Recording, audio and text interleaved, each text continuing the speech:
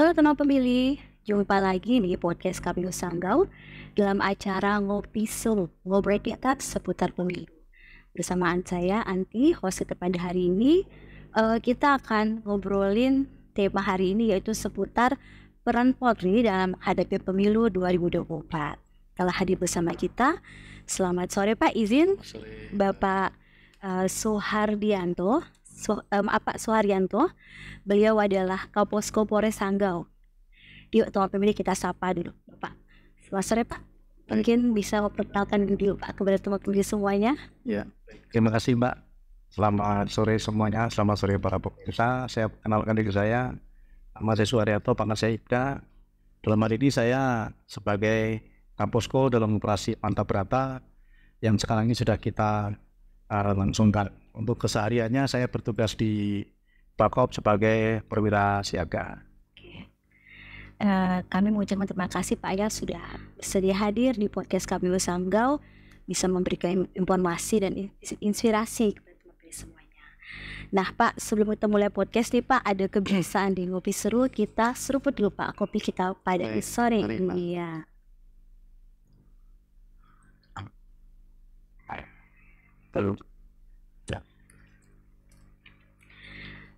Baik Pak, tadi Bapak sudah memperkenalkan diri Bapak, mungkin bisa dijelaskan singkat aja Pak, karir Bapak di Polri seperti apa Pak?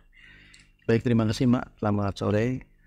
Saya bertugas pertama ya di Polres Sanggau ini Mbak. tahun 93. Kebetulan saya Bintara 9293. Kemudian selama bertugas saya di Polres Sanggau sampai dengan hari ini. Kemudian di tahun 2019 saya diberikan rezeki untuk sekolah kemarin di Setuk Sukabumi. Saya ikut PAG Mbak. Sekarang saya udah dinas sekitar 31 tahun. Kebetulan juga keluarga saya juga orang Sanggau. Jadi saya juga sudah menjadi bagian dari keluarga Sanggau. Walaupun saya tidak punya hak pilih Mbak ya, tapi saya punya hak dan kewajiban untuk menjaga kota Sanggau kita yang tercinta. Oke, jadi udah jadi orang Sanggau Pak ya. Jadi udah kenal lah dengan daerah Sanggau secara geografis Pak ya.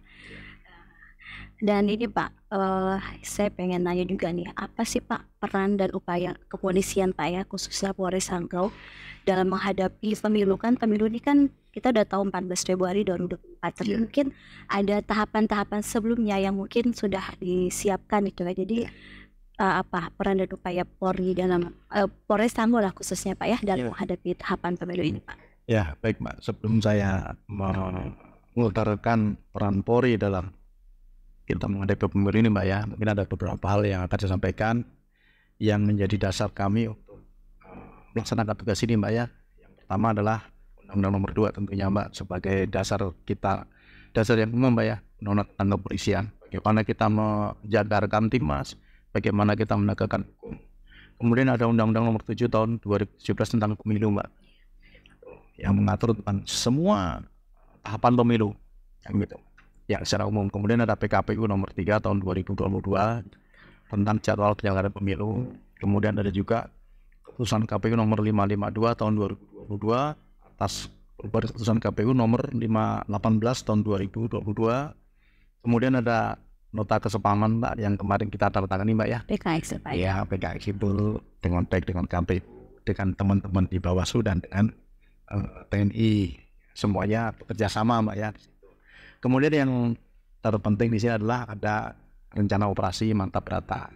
Disitulah Mbak kami ibaratnya inilah kitabnya polisi dalam menjalankan tugas untuk mengemban bagaimana supaya pemilu ini lancar, aman, dan semua juga tidak ada masalah. Kemudian Polri ini Mbak sebagai alat negara, sebagai fungsi untuk menjaga Kamtibmas. Kemudian juga yang terpenting adalah menegakkan hukum. Bagaimana kita Kamtibmas ini kita kaitkan dengan pemilu ini Mbak. Pemilu ini yang biasa terjadi adalah polarisasi masyarakat. Karena pilihannya beda, jagonya beda, kan gitu Mbak. Bahkan jangankan dengan tetangga Mbak, dengan satu rumah aja beda pilihan itu bisa jadi masalah. Ya untung aja saya nggak punya hak pilih Mbak, jadi saya nggak pernah ribut di pilihan ya Pak ya. Ya Mbak, ya. Kemudian efek dari polarisasi itu sendiri juga lumayan kompleks. Artinya begitu selesai pemilu, kita yang berkonflik dengan sesama warga ini kan biasanya masih terus berkepanjangan. Nah ini yang perlu kita putus, jangan sampai polarisasi seperti ini terjadi di kehidupan masyarakat sampai terus menerus, bahkan sampai pemilu itu sudah selesai. Kemudian ada yang namanya di situ Mbak, kita sudah menjalankan calling system, yaitu untuk mencegah hal-hal yang seperti itu terjadi. Kemudian kita juga harus menciptakan alam demokrasi yang kondusif. Kita tahu Mbak, selama ini kan pemilu dari periode ke periode mulai memanas. Kita sadari itu, kita sebagai Polri secara institusi dan secara pribadi, ya kita harus menjaga. Apalagi saya, walaupun saya bukan orang Sanggau, saya orang rantau, tapi saya sudah ibaratnya mendarah daging Mbak, karena separuh dari umur saya ini memang saya habiskan di Sanggau. Ya, saya merantau di umur 19 tahun. Sekarang saya sudah di sini sudah 31 tahun, berarti kan lebih lama saya di sini. Saya lebih mengenal Sanggau daripada mungkin daerah kelahiran saya. Jadi biar bagaimanapun secara idealis saya pribadi, saya berkewajiban untuk menjaga kondusivitas di Sanggau yang tercinta ini, Pak. Kemudian Pak, bagaimana persiapan Polres Sanggau dalam melakukan pengamanan terhadap pemilu ya Pak ya 2024 ataupun masa sebelumnya mungkin di 2023 ini kan sudah ada logistik juga ya Pak ya, itu seperti apa persiapan Polres Sanggau dalam melakukan hal untuk biar keadaannya tetap aman terjaga. Baik Mbak, makasih. Jadi persiapan selama ini sudah kita mulai dari sebenarnya sudah dari tahun sebelumnya Mbak. Hanya persiapan itu kan mungkin belum begitu kelihatan karena tahapannya belum ada. Iya. Begitu kita sudah memasuki tahapan juga tidak semua tahapan ini mungkin kita menampakkan apa sih yang kita.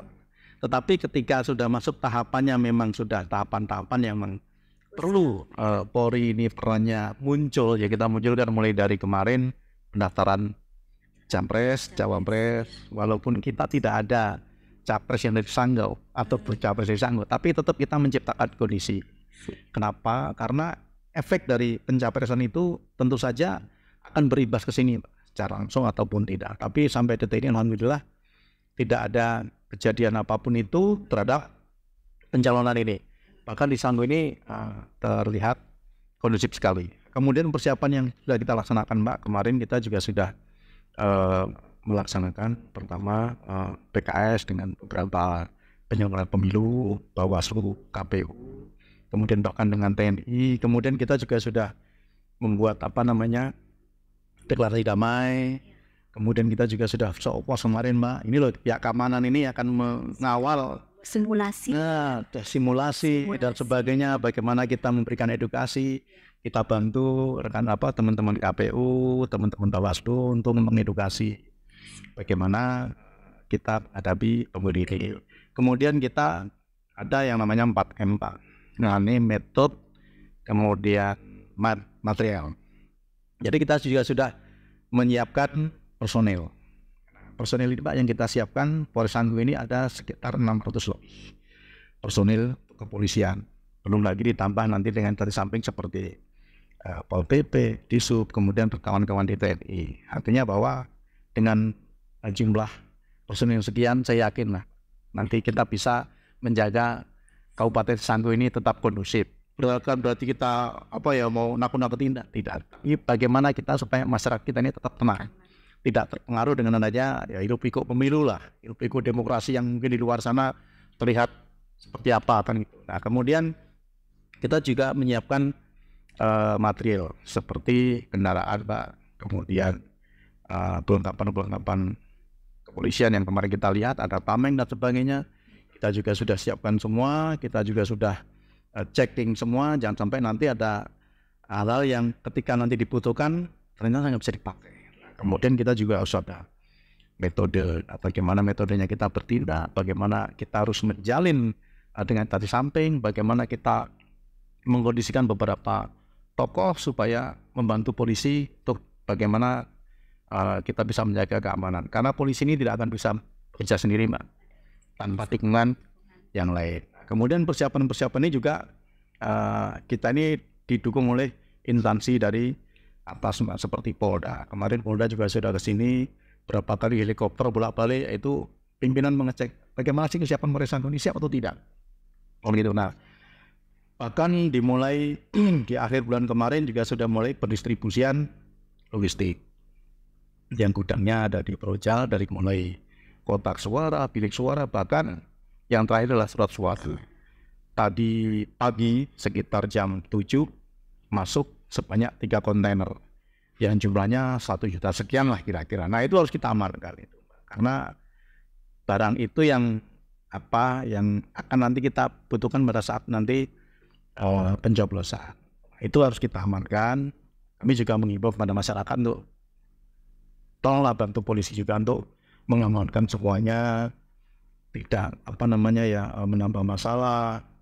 Kemudian kita juga harus menghormati sama yang lain, karena kita tinggal beberapa hari lagi nih Mak untuk memasuki masa mungkin kampanye yang lebih yang lebih ramai lagi, karena sekarang ini kan masuk masa kampanye tapi masih sifatnya ideologis, terbatas gitu sampai dengan tanggal 31 ini. Jadi kami juga sudah menyiapkan beberapa katakanlah metode lah bagaimana kita mengamankan pada masa kampanye ini Mbak.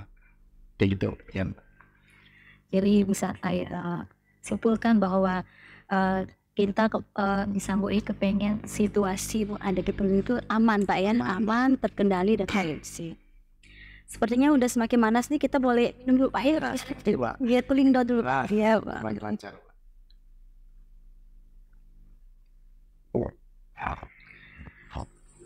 Tadi udah ngebahas masalah Kamtipmas Pak ya, masalah Kamtipmas, masalah pengamanan. Nah, bagaimana juga Pak peran Polri dalam menghadapi berita hoax Pak? Karena kan berita hoax ini kan cukup cepat sekali Pak beredar di masyarakat, dan efeknya juga bisa membuat situasi menjadi Kamtipmas terganggu, kaos di masyarakat ya Pak ya. Itu gimana Pak peran Polri seperti apa untuk menghadapi informasi hoax ini? Ya, baik Mbak ya. Baiklah para pemirsa, ini ibaratnya bagian yang memang krusial, paling penting ini.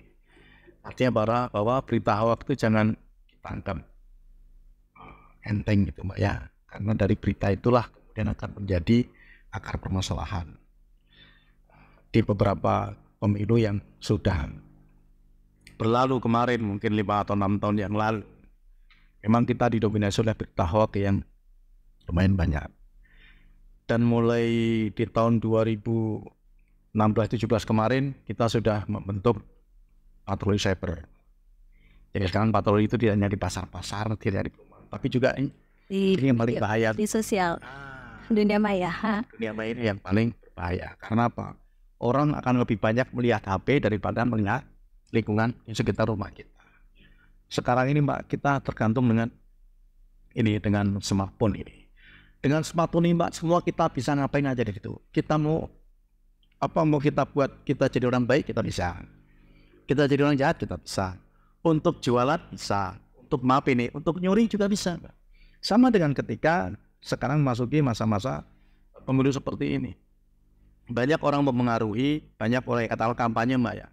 Lebih efektif melalui medsos daripada mungkin tatap muka. Kalau tatap muka kan perlu kopi ya Mbak, perlu slide mungkin, perlu biaya, perlu waktu kan. Tapi kalau smartphone ini kan dengan sambil kita kerja aja kita bisa melihat. Nah, tetapi di balik begitu canggihnya dan begitu lengkapnya smartphone, itu menyimpan bahaya yang luar biasa. Ya, selama ini yang sering timbul adalah berita-berita hoax, kemudian black and white, saling menjelekkan satu sama lain, buat berita-berita yang yang tidak benar, kemudian memfitnah dan sebagainya. Nah, itulah kita harus bisa mengedukasi kepada siapapun. Polri mungkin ada keterbatasan, hanya secara umum lah kita memberikan edukasi, tetapi yang lebih berperan adalah pertama guru, kemudian juga orang tua di rumah. Tapi secara umum Mbak, kita juga sering kok memberikan edukasi masalah berita hoax ini melalui media radio ada, bahkan di Polres juga ada akun sendiri Pak, Polres Sanggau itu biasanya memberikan edukasi ya, awas berita dan sebagainya. Itu, dan kebanyakan sekarang berita hoax ini yang menikmati dari kalangan yang baru gede atau ABG, kemudian kalangan muda, kalangan tua, bahkan sampai kalangan usia lanjut pun kalau kita tidak cerdas dalam menggunakan smartphone, nah kita bisa nanti akan ikut dengan berita hoax. Nah, kemudian kepada para pemirsa, ya hati-hati kita menggunakan smartphone. Kalau kita tidak yakin berita itu, jangan kita share. Kan gitu. Kalau dulu itu ada istilah mulutmu harimau, sekarang bukan jempolmu harimaumu. Nah ini yang bahaya ya. jempol kita harus dijaga. Kalau berita itu belum jelas, ya silakan ditanya kepada yang mungkin tahu. Atau mungkin sebaiknya begitu baca dihapus saja. Ya, karena satu orang nanti posting atau nge-share ke tempat grup lain, satu orang akhirnya akan jadi banyak, dan ini akan menjadi kesulitan sendiri nanti bagi kepolisian untuk melacak. Kita punya tim patroli cyber memang yang sudah dibentuk baik di tingkat Polres, kemudian sampai ke Polda. Jadi kita tiap hari patroli cyber, walaupun kita tidak bisa berbuat apa-apa, tapi paling tidak kita memberikan informasi kepada Polda. Nanti Polda yang akan menangani. Nah, kita juga minta bantuan kepada masyarakat ketika nanti ada berita yang mungkin meragukan dan sebagainya, sebaiknya jangan kita sebar. Atau mungkin bisa nanti dilaporkan ke polisi, ada akun Polres di situ. Silakan bisa nanti melaporkan atau berikan masukan ke situ. Ada akun Mas Polres juga ada. Ya, ada yang setiap kali berikan. Ada juga beberapa media sosial yang sudah banyak akun followernya ya, seperti Sanggo Informasi, kemudian Sanggo City ya. Saya minta tolong kepada para admin yang memang sudah punya follower banyak, ya kita kerjasama untuk kita memberantas berita hoax. Kita berikan edukasi kepada masyarakat yang benar bagaimana cara kita menggunakan smartphone ini dengan cerdas, secerdas smartphone ya. Itu Pak. Iya, jadi kalau bicara masalah fungsi hoax Pak, KPU RI juga sudah mengeluarkan aplikasi terbaru yaitu Chatbox Pemilu 2024. Jadi teman pemilih itu bisa tahu Pak informasi seputar kepemiluan di sana. Jadi cukup chat di nomor 0811 202 4214. Ada di nomor ini. Jadi yang mau tahu informasi seputar kepemiluan daripada kita mencari kepada sumber yang jelas, silahkan bisa coba di aplikasi terbaru Chatbox Pemilu 2024. Anda bisa chat ke nomornya dan pilih informasi yang Anda pengen tahu. Ya, itu dia Pak. Untuk mencegah informasi hoax juga Pak ya. Dan juga KPU juga sudah punya Pak. Jadi KPU RI dan Sanggo juga udah punya. Jadi KPU Sanggo ini informasi seputar peraturan ada di situ. Atau di media sosial KPU Sanggo. Kami juga aktif Pak menyampaikan informasi seputar kepemiluan. Itu pemirsa, ingat ya, jangan sampai nanti kita salah menerima berita, salah mengirim berita, ya akhirnya kita masuk ya. Semuanya. Aduh udah. Jadi tahu saya jangan masuk penjara, sehingga yang tiap hari lihat penjara aja kayaknya gimana itu ya. Nah Pak, mungkin saya pengen tahu juga nih bagaimana upaya penegakan hukum ya Pak ya, dari Polri dalam pelanggaran pemilu. Ada nggak Pak penegakan hukumnya?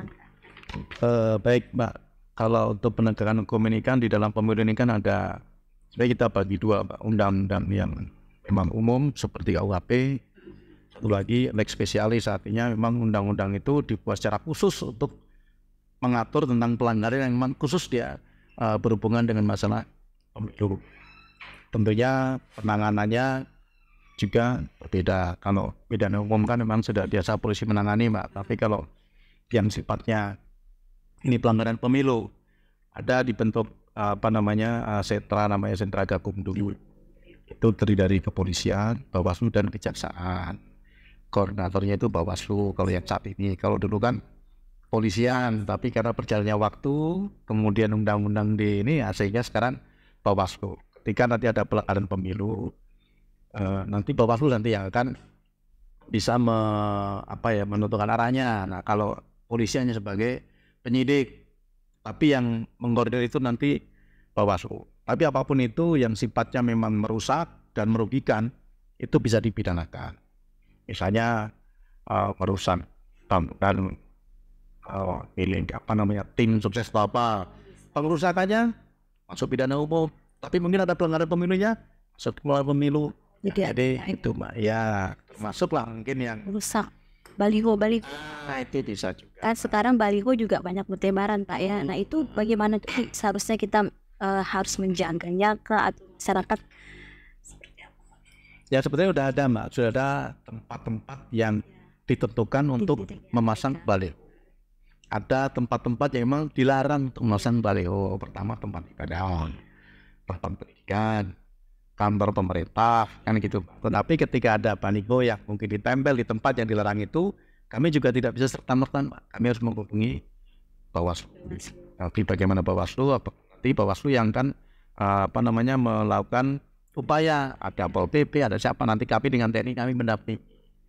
Jadi itu mungkin kepada para warga yang sebagai caleg ataupun mungkin sebagai tim, ya ini pesan dari kami supaya ketika nanti memasang baliho atau apapun yang namanya alat peraga kampanye, silakan perhatikan aturan supaya tidak nanti menimbulkan masalah. Kalau ini pelarangan yang dipandang pribadi, silakan minta izin. Kayak gitu Mbak. Jangan sampai nanti masang di sini yang punya tanah nggak terima dicabut, jadi masalah akhir ya. Jalan yang simpang-simpang. Ya, jangan-jangan protokol itu semua juga. Ya. Tidak boleh. Jadi itu sekali lagi saya pesan kepada warga masyarakat semuanya, kita saling menjaga. Jadikanlah demokrasi kita ini demokrasi yang memang bersih. Demokrasi bersih. Ini Pak, ini terakhir Pak ya. Apa nih Pak pesan-pesan Bapak untuk pemilih yang sedang menyimak podcast kita pada hari ini Pak? Ya baik. Jadi pesan-pesan nih dari senior. Saya seumur ini saya belum pernah memilih, terus terang aja Mbak. Ya. Jadi kalau mungkin saya harus memberikan pesan kepada pemilih, mungkin saya lebih kepada bagaimana kita menjadi pemilih yang cerdas. Karena saya juga pernah milih seperti apa nyoblosnya, bagaimana, saya nggak pernah tahu sampai saat ini. Tapi paling tidak jadilah pemilih yang cerdas. Pertama, pemilih yang betul-betul ya kompeten lah, karena siapapun ini, orang ini akan memimpin bangsa. Pemimpin kita yang jumlahnya sekarang sudah hampir 300 juta, katanya seperti itu. Itu kemudian juga kita jangan sampai nanti kita tidak memilih yang berat ini lah. Golput Pak. Golput jangan sampai ya. Jangan sampai kita golput, karena Pak negara berikan kita ini hak untuk kita memberikan sumbangsih untuk menjalankan demokrasi negara. Jadi kalau sampai nanti ada yang tidak milih, tidak menggunakan haknya, aduh itu rugi sekali. Saya ini sudah 31 tahun ini nggak boleh milih nih Mbak, masih nahan saya ini, kapan saya milih ya? Tunggu. Saya masih satu putaran lagi untuk pemilu, saya baru nanti mungkin bisa dapat hak pilih. Jadi selama ini saya nggak tahu. Jadi bagi pemirsa yang dapat hak untuk memilih, silahkan dipergunakan dengan sebaik-baiknya. Jangan sampai kita golput, karena golput itu akan menghambat demokrasi. Ketika demokrasi terhambat, otomatis negara kita juga akan terhambat, susah mau maju. Jadi itu Mbak, saya pesan sama semua pemilih dari kalangan yang ABG, kalangan muda, kemudian kalangan produktif sampai dengan kalangan yang sudah lanjut, marilah kita gunakan hak pilih kita sebaik-baiknya. Jadi jangan golput semuanya untuk semua segmen pemilih Pak. Jadi ada segmen pemilih Gen Z, milenial kan, pre-boomers juga ada tuh Pak. Jadi terbagilah dalam segmen-segmen. Baik Pak, saya rasa udah panjang lebar, tapi asik sekali nih bicara sama Bapak ini kan. Jadi semakin nambah informasi kan. Saya mengucapkan terima kasih atas kehadiran Bapak sudah hadir di podcast kita, memberikan kita inspirasi bagaimana kita sebagai warga negara yang baik Pak ya, dan sebagai harus aktif dalam kegiatan kepemiluan. Semoga bisa memberikan inspirasi dan pengetahuan kepada teman pemilih semuanya. Saya Ati dan kru yang bertugas serta Bapak Suharyanto selaku narasumber kita pada hari ini mengucapkan terima kasih atas kehadiran teman-teman. Jangan lupa untuk di-subscribe, di-follow, dan dibagikan informasi ini. Sampai jumpa di podcast kita pada episode berikutnya, dan tetap stay tune di podcast KPU Sanggau. Ada pantun nih Pak. Artis legendaris namanya Elvi Sukaesih terkenal saat masa dahulu. Yang selalu ya teman pemilih, Rabu 14 Februari kita pemilu. Wassalamualaikum warahmatullahi wabarakatuh.